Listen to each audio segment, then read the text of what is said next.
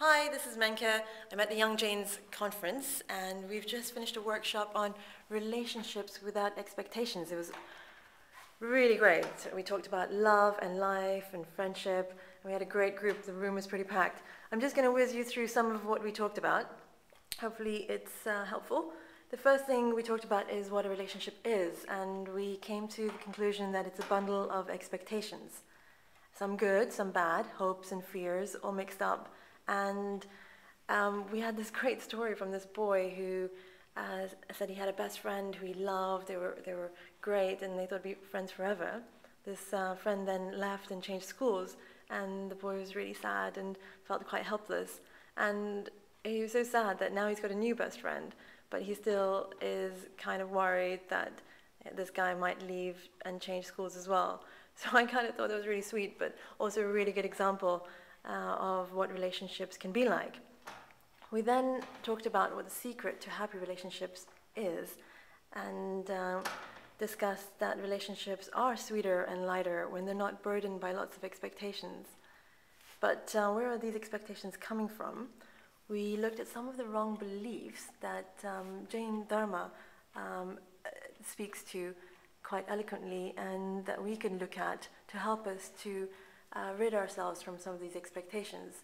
The first one is that the reaction of others, what they do, what they say, how they are, can make us happy or unhappy.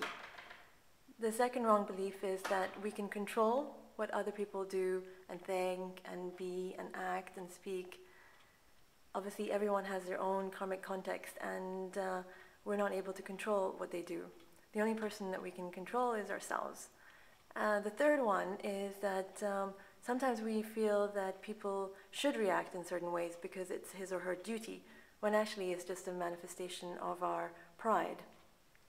So having looked at some of these wrong beliefs, we thought about how in the moment when you're in a relationship and you've just done something, how can at that moment we change the way we are? How can at that moment we let go of our expectations?